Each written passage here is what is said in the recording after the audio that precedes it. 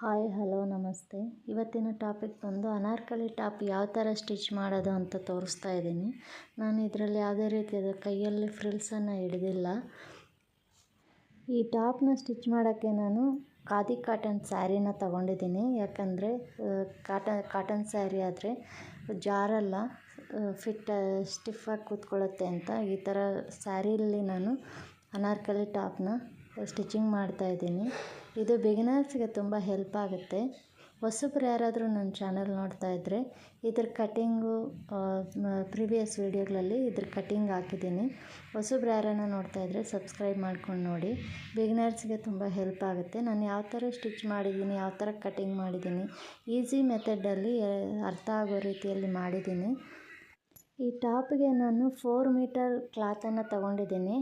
ಬಾಡಿಗೆ 1 ಮೀಟರ್ ತೊಗೊಂಡಿದ್ದೀನಿ. ಸ್ಲೀವ್ಸ್ಗೆ 3/4 ಮೀಟರ್ ತೊಗೊಂಡಿದ್ದೀನಿ.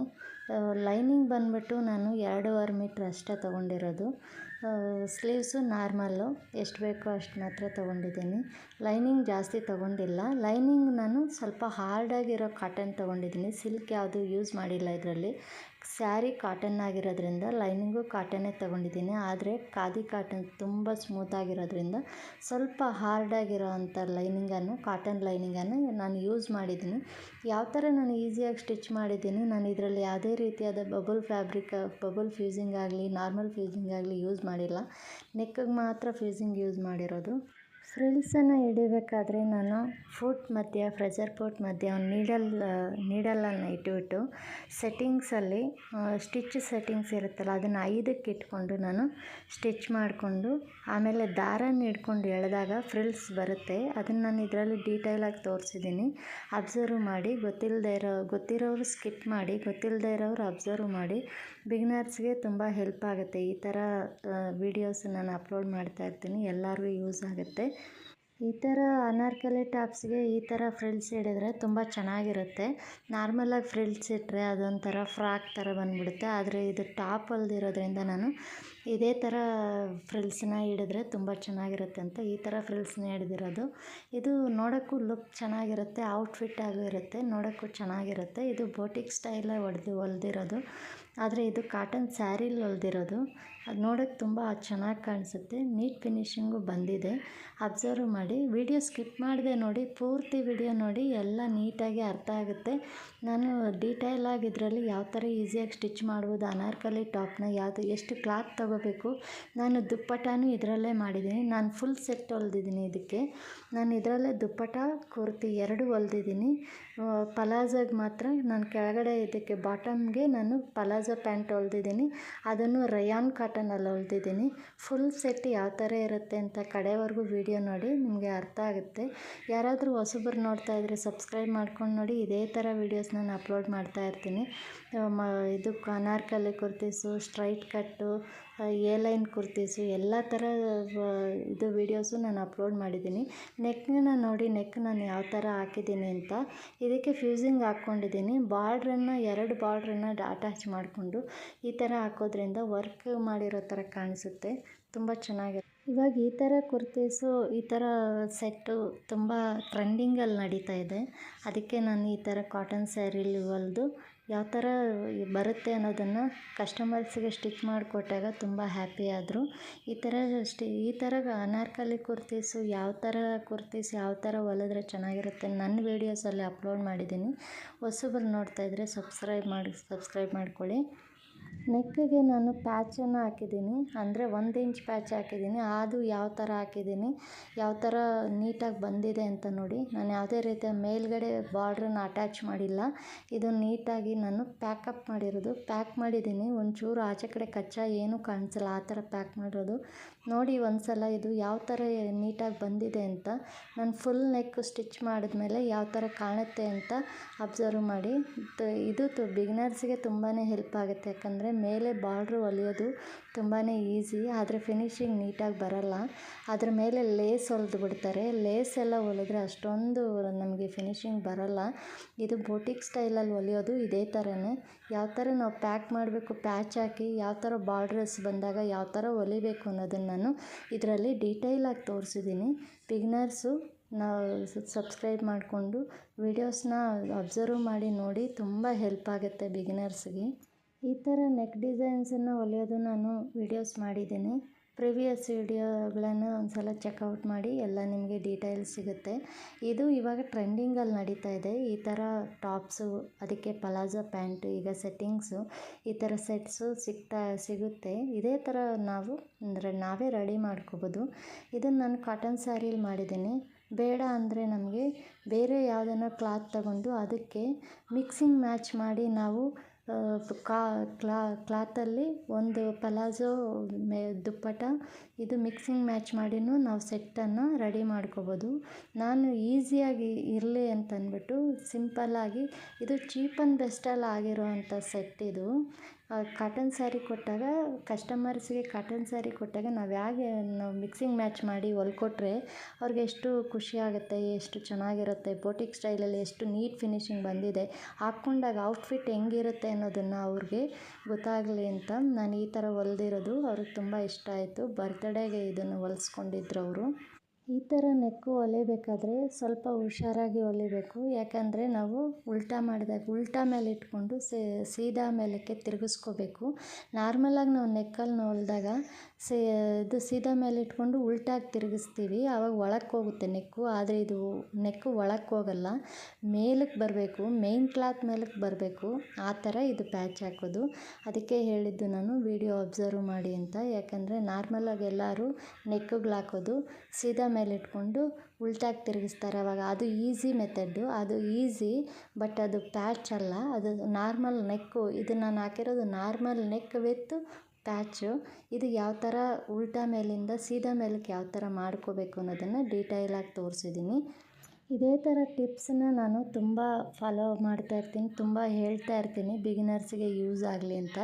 ಈ ಥರ ನೆಕ್ಸು ಯಾವ ಥರ ಹೊಲಿಯೋದು, ಫ್ರಿಲ್ಸ್ ಯಾವ ಥರ ಹಿಡಿಯೋದು, ಯಾವ ಥರ ಬಾಡಿ ಕಟ್ ಮಾಡ್ಕೋಬೇಕು, ಯಾವ ಥರ ನಾವು ಮೆಜರ್ಮೆಂಟ್ ತೊಗೋಬೇಕು, ಸಣ್ಣ ಇರೋರಿಗೆ ಯಾವ ಥರ ತೊಗೋಬೇಕು, ದಪ್ಪ ಇರೋರಿಗೆ ಯಾವ ಥರ ತೊಗೋಬೇಕು ಅಂತ ತುಂಬ ಡೀಟೇಲಾಗಿ ನಾನು ಹೇಳ್ತಾ ಇರ್ತೀನಿ. ಟಿಪ್ಸನ್ನು ಫಾಲೋ ಮಾಡಿದ್ರೆ ಬಿಗಿನರ್ಸು ತುಂಬ ಬೇಗ ಕಲ್ತ್ಕೋಬೋದು, ಬೇಗ ಹೊಲಿಯೋ ಸ್ಟಿಚಿಂಗ್ ಎಲ್ಲನೂ ಕಲಿಬೋದು ಅಂತ ನಾನು ಟಿಪ್ಸ್ ಹೇಳ್ತಾ ಇರ್ತೀನಿ. ಗೊತ್ತಿರೋರು ದಯವಿಟ್ಟು ಸ್ಕಿಪ್ ಮಾಡಿ, ಗೊತ್ತಿಲ್ಲದೆ ಇರೋರು ಇದನ್ನು ಅಬ್ಸರ್ವ್ ಮಾಡಿ ನೋಡಿ. ಈ ಥರ ಟಾಪ್ಸ್ ಹೊಲಿಬೇಕಾದ್ರೆ ನಾವು ಯಾವ ಥರ ಕ್ಲಾತ್ ತೊಗೊಂಡ್ರೆ ಚೆನ್ನಾಗಿರುತ್ತೆ ಅಂತ ನಾನು ಹೇಳ್ತಾ ಇರ್ತೀನಿ ನನ್ನ ಚಾನಲ್ಸಲ್ಲಿ. ಯಾವ್ಯಾವ ಥರ ಕ್ಲಾತಲ್ಲಿ ಈ ಥರ ಟಾಪ್ಸನ್ನು ಹೊಲಿಬೋದು, ಎ ಲೈನ್ ಕುರ್ತೀಸ್ ಯಾವ ಥರ ಹೊಲಿಬೋದು, ಯಾವ ಥರ ಕ್ಲಾತಲ್ಲಿ ಹೊಲಿಬೋದು, ನಾನು ಬೋಟಿಕ್ ಸ್ಟೈಲಲ್ಲಿ ಯಾವ ಥರ ಹೊಲಿಬೋದು ಅನ್ನೋದನ್ನು ಫುಲ್ ಡೀಟೇಲ್ ನಾನು ಅಪ್ಲೋಡ್ ಮಾಡ್ತಾ ಇರ್ತೀನಿ. ಇದಕ್ಕೆ ಸೆಟ್ಟು ಮಾಡ್ಕೋಬೇಕು ಅಂದರೆ ಲೆಗಿಂಗ್ಸು ಅದೆಲ್ಲ ಹಾಕ್ಕೊಳ್ಳೋದು ಅಷ್ಟೊಂದು ಚೆನ್ನಾಗಿರಲ್ಲ. ನಾವೇ ಬಾಟಮ್ನ ಸ್ಟಿಚ್ ಮಾಡೋದು ಹೇಗೆ ಅನ್ನೋದನ್ನು ನಾನು ನೆಕ್ಸ್ಟ್ ವೀಡಿಯೋದನ್ನು ಅಪ್ಲೋಡ್ ಮಾಡ್ತೀನಿ. ನಾನು ಬಾಟಮ್ ಸ್ಟಿಚ್ ಮಾಡೋದು ಇದರಲ್ಲಿ ತೋರಿಸಿಲ್ಲ. ಕಟ್ಟಿಂಗು ಸ್ಟಿಚಿಂಗು ಎರಡನ್ನೂ ನೆಕ್ಸ್ಟ್ ವೀಡಿಯೋದಲ್ಲಿ ಅಪ್ಲೋಡ್ ಮಾಡ್ತೀನಿ. ಇದರಲ್ಲಿ ಕುರ್ತಿ ಮಾತ್ರ ಇದು ಮಾಡಿದ್ದೀನಿ. ಫುಲ್ ವೀಡಿಯೋ ನೋಡಿ, ಯಾವ ಥರ ಬಂದಿದೆ ಸೆಟ್ ಅನ್ನೋದನ್ನು ನೋಡಿ.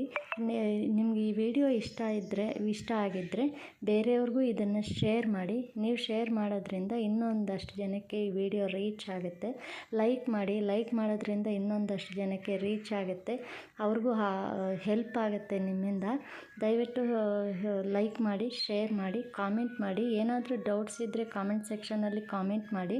ನಾನು ಇದೇ ಥರ ವೀಡಿಯೋಸ್ನ ಅಪ್ಲೋಡ್ ಮಾಡ್ತಾ ಇರ್ತೀನಿ. ನಿಮಗೆ ಯಾವ ಥರ ಡೌಟ್ ಇದ್ರೂ ನಾನು ಕ್ಲಿಯರ್ ಮಾಡ್ತೀನಿ. ಇದೇ ಥರ ವೀಡಿಯೋಸ್ನ ನಾನು ಅಪ್ಲೋಡ್ ಮಾಡ್ತಾ ಇದ್ದಾಗ ನಿಮ್ಗೆ ಏನಾದರೂ ಡೌಟ್ಸ್ ಬಂದರೆ ಕಾಮೆಂಟ್ ಸೆಕ್ಷನಲ್ಲಿ ಕಾಮೆಂಟ್ ಮಾಡಿದ್ರೆ ನಾನು ರಿಪ್ಲೈ ಮಾಡ್ತೀನಿ. ಇದು ನೆಕ್ಕು, ಸ್ಲೀವ್ಸು ಎಲ್ಲ ಅಟ್ಯಾಚ್ ಮಾಡಿದ್ಮೇಲೆ ಕೆಳಗಡೆ ಫ್ರಿಲ್ಸ್ನ ಯಾವ ಥರ ಅಟ್ಯಾಚ್ ಮಾಡೋದು ಅಂತ ನಾನು ಡೀಟೇಲಾಗಿ ತೋರಿಸಿದ್ದೀನಿ. ವಿಡಿಯೋ ಸ್ಕಿಪ್ ಮಾಡದೆ ನೋಡಿ. ಯಾವ ಥರ ನಾನು ಫ್ರಿಲ್ಸ್ನ ದಾರದಿಂದ ಎಳೆದಿದ್ದಾದಮೇಲೆ ಮತ್ತು ಸುಮ್ಮನೆ ಅದ್ರ ಮೇಲೆ ಒಂದು 1/2 ಇಂಚಿಗೆ ಒಂದು ಸ್ಟಿಚ್ಚನ್ನು ಹಾಕಿದ್ದೀನಿ. ಯಾಕೆ ಅಂದರೆ ಅದು ಬಿಚ್ಚೋಗಬಾರ್ದು ಅಂತ ಒಂದೇ ಒಂದು ಕಾರಣಕ್ಕೆ ಅದ್ರ ಮೇಲೆ ಒಂದು ಸ್ಟಿಚ್ ಹಾಕಿ ಅದಕ್ಕೆ ಲೈನಿಂಗ್ನ ಅಟ್ಯಾಚ್ ಮಾಡಿದ್ದೀನಿ. ಲೈನಿಂಗ್ನ ನಾನು ಯಾವ ಥರ ಕಟ್ ಮಾಡಿದ್ದೀನಿ ಅಂದರೆ ಸ್ಯಾರಿ ಪೆಟಿಕೋಟ್ಗೆ ಯಾವ ಥರ ಕಟ್ ಮಾಡ್ತೀವೋ ಅದೇ ಟೈಪಲ್ಲಿ ಕಟ್ ಮಾಡಿಕೊಂಡು ಇದು ಸೊಂಟದ ಸುತ್ತಳತೆ ಎಷ್ಟಿರುತ್ತೋ ಅಷ್ಟಕ್ಕೆ ಮಾತ್ರ ನಾವು ಕಟ್ ಮಾಡಿಕೊಂಡು ನಾನು ಲೈನಿಂಗ್ನ ಅಟ್ಯಾಚ್ ಮಾಡಿ ಫ್ರಿಲ್ಸ್ ಮೇನ್ ಕ್ಲಾತ್ಗೆ ಲೈನಿಂಗ್ನ ಅಟ್ಯಾಚ್ ಮಾಡಿ ನಾನು ಇದಕ್ಕೆ ಅಟ್ಯಾಚ್ ಮಾಡಿರೋದು. ನಾನು ಇದು ಕಟಿಂಗ್ ವಿಡಿಯೋ ಪೂರ್ತಿ ಪ್ರೀವಿಯಸ್ ವಿಡಿಯೋ ವಿಡಿಯೋದಲ್ಲಿ ನಾನು ಅಪ್ಲೋಡ್ ಮಾಡಿದ್ದೀನಿ. ಒಂದು ಸಲ ಚೆಕ್ಔಟ್ ಮಾಡಿ. ಕಟಿಂಗ್ ವಿಡಿಯೋ ನೋಡಿ ನೀವು ಈ ವಿಡಿಯೋ ನೋಡಿದ್ರೆ ನಿಮಗೆ ಫುಲ್ ಡೀಟೇಲ್ ಸಿಗುತ್ತೆ. ನೀಟಾಗಿ ನಿಮಗೆ ಫುಲ್ ಯಾವ ಥರ ಸೆಟ್ ರೆಡಿ ಆಗಿದೆ ಅನ್ನೋದು ನಿಮಗೆ ಅರ್ಥ ಆಗುತ್ತೆ. ಕುರ್ತಿ ದುಪ್ಪಟ್ಟ ಯಾವ ಥರ ರೆಡಿ ಆಗಿದೆ. ನೆಕ್ಸ್ಟ್ ವಿಡಿಯೋದಲ್ಲಿ ನಾನು ಬಾಟಮ್ನ ಯಾವ ಥರ ಸ್ಟಿಚ್ ಮಾಡಬೇಕು, ಯಾವ ಥರ ಕಟ್ಟಿಂಗ್ ಮಾಡ್ಕೋಬೇಕು, ಯಾವ ಥರ ಇದು ಫುಲ್ ಸೆಟ್ ರೆಡಿ ಮಾಡ್ಕೋಬೋದು ನಾವೇ ಮನೆಯಲ್ಲಿ ಅನ್ನೋದನ್ನು ತೋರಿಸ್ತೀನಿ ನಿಮಗೆ. ಇದಕ್ಕೆ ಮೆಜರ್ಮೆಂಟ್ ಎಲ್ಲನೂ ನಾನು ಬಾಡಿ ಮೆಜರ್ಮೆಂಟ್ ತೊಗೊಂಡಿರೋದು. ಇದಕ್ಕೆ ಯಾವುದೇ ಕುರ್ತಿ ನಾನು ಮೆಜರ್ಮೆಂಟ್ ತೊಗೊಂಡಿಲ್ಲ. ಅದಕ್ಕೆ ಅವ್ರದ್ದು ಎಷ್ಟೆಷ್ಟು ಮೆಜರ್ಮೆಂಟ್ ಬಂದಿರುತ್ತೋ ಅಷ್ಟಷ್ಟು ಮೆಜರ್ಮೆಂಟೇ ನಾನು ಇಟ್ಟಿದ್ದೀನಿ. ಅವ್ರದ್ದು ಮೆಜರ್ಮೆಂಟ್ ಎಷ್ಟಿದ್ದರೆ ಅದಕ್ಕೆ 2 ಇಂಚು ಆ್ಯಡ್ ಮಾಡಿದ್ದೀನಿ ಅಷ್ಟೇ. 2 ಇಂಚು ಸಣ್ಣ ಇರೋರಿಗೆ 2 ಇಂಚ್ ಕೂಡ ಬೇಕಿಲ್ಲ, 1.5 ಇಂಚ್ ಸಾಕು. ಯಾಕೆಂದರೆ ಅವರು ಅಷ್ಟು ಬೇಗ ಏನು ದಪ್ಪ ಆಗಲ್ಲ. ಆಗೋದಿದ್ರೂ 1.5 ಇಂಚ್ ಸಾಕು. ಅದಕ್ಕೆ ನಾನು ಅವ್ರ ಮೆಜರ್ಮೆಂಟ್ ಪ್ರಕಾರ ಹಾಕಿದ್ದೀನಿ. ಸೈಡಲ್ಲಿ ಯಾವ ಥರ ಸ್ಟಿಚ್ ಮಾಡಿದ್ದೀನಿ ಅಂದರೆ, ಫಸ್ಟು ಲೈನಿಂಗ್ಗೆ ಒಂದು ಸ್ವಲ್ಪ ಸೊಂಟದ ಸುತ್ತಳತೆವರೆಗೂ ಲೈನಿಂಗ್ ಮೇಲೆ ಬಂದು ಆಮೇಲೆ ಮೇನ್ ಕ್ಲಾತ್ ಹಾಕಿ ಆಮೇಲೆ ಲೈನಿಂಗ್ ಹಾಕಿರೋದು. ಇದು ನಿಮಗೆ ಗೊತ್ತಿರುತ್ತೆ, ಗೊತ್ತಿಲ್ಲ ಅಂದರೆ ನೋಡಿ. ಫಸ್ಟು ಲೈನಿಂಗು ಸೊಂಟದ ಸುತ್ತಳತೆವರೆಗೂ ಲೈನಿಂಗ್ ಮೇಲೆ ಬರಬೇಕು, ಆಮೇಲೆ ಮೇನ್ ಕ್ಲಾತ್ ಹಾಕಿ ಆಮೇಲೆ ಲೈನಿಂಗ್ ಕ್ಲಾತ್ ಹಾಕಬೇಕು. ಆವಾಗ ನೀಟ್ ಫಿನಿಶಿಂಗ್ ಬರುತ್ತೆ. ಈ ಕುರ್ತಿಗೆ ನಾನು ಯಾವುದೇ ರೀತಿಯ ಜಿಪ್ಪು ಬಟನ್ಸು ಏನೂ ಯೂಸ್ ಮಾಡಿಲ್ಲ. ಯಾಕಂದರೆ ನಾನು ನೆಕ್ಕನ್ನ ಸ್ವಲ್ಪ ಬ್ರಾಡಾಗೆ ಇಟ್ಟಿದ್ದೀನಿ. ಅದಕ್ಕೋಸ್ಕರ ನಾನೇನು ಯೂಸ್ ಮಾಡಿಲ್ಲ.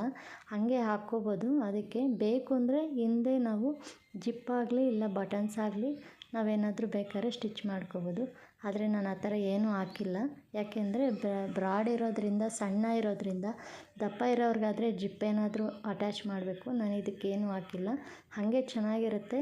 ಹಾಗೆ ಫಿಟ್ಟಿಂಗು ನೀಟಾಗಿ ಕೂತ್ಕೊಳ್ಳುತ್ತೆ. ಬ್ಯಾಕ್ ಸೈಡ್ ಮಾತ್ರ ಟಕ್ಸ್ ಹಿಡ್ದಿದ್ದೀನಿ, ಯಾಕಂದರೆ ಸೊಂಟದ ಹತ್ರ ಲೂಸ್ ಬರಬಾರ್ದು ಅಂತ. ಮಿಕ್ಕ ಎಲ್ಲ ಸೇಮ್ ಹೊಲ್ದಿದ್ದೀನಿ. ನೆಕ್ಕು ಇದೆಲ್ಲನೂ ಸೇಮ್ ಇದೆ. ಇದು ಕಾಟನ್ ಸ್ಯಾರಿಲಿ ಈ ಥರ ತುಂಬ ಚೆನ್ನಾಗಿ ಬರುತ್ತೆ. ನೋಡೋಕ್ಕೂ ತುಂಬ ಒಳ್ಳೆ ಲುಕ್ ಇರುತ್ತೆ. ಇದೇ ಥರ ವೀಡಿಯೋಸ್ಗಾಗಿ ನನ್ನ ಚಾನಲನ್ನು ಸಬ್ಸ್ಕ್ರೈಬ್ ಮಾಡ್ಕೊಳ್ಳಿ. ಈ ಥರ ವೀಡಿಯೋಸು ಇನ್ನಷ್ಟು ವೀಡಿಯೋಸ್ ಅಪ್ಲೋಡ್ ಮಾಡ್ತಾ ಇರ್ತೀನಿ. ಈ ವಿಡಿಯೋ ಇಷ್ಟ ಆಗಿದ್ದರೆ ಶೇರ್ ಮಾಡಿ, ಲೈಕ್ ಮಾಡಿ, ಕಾಮೆಂಟ್ ಮಾಡಿ. ಇದೇ ಥರ ವೀಡಿಯೋಸ್ಗಾಗಿ ನನ್ನ ಚಾನಲನ್ನು ಸಬ್ಸ್ಕ್ರೈಬ್ ಮಾಡ್ಕೊಳ್ಳಿ. ನೋಡಿ, ಇದಕ್ಕೆ ನಾನು ರೆಡ್ ಇದರಲ್ಲಿ ಬಾಟಮ್ ಹೊಲ್ದಿದ್ದೀನಿ. ಬಾಟಮು ದುಪ್ಪಟ್ಟ 3 ಸೆಟ್ ತುಂಬ ಚೆನ್ನಾಗಿ ಬಂದಿದೆ. ಈ ಥರನೇ ನಾನು ಕುರ್ತೀಸು, ಅನಾರ್ಕಲಿ ಕುರ್ತೀಸು ಎಲ್ಲನೂ ಅಪ್ಲೋಡ್ ಮಾಡ್ತಾಯಿರ್ತೀನಿ. ನನ್ನ ಚಾನಲ್ನ ಸಬ್ಸ್ಕ್ರೈಬ್ ಮಾಡ್ಕೊಂಡು ನೋಡಿ. Thanks for watching.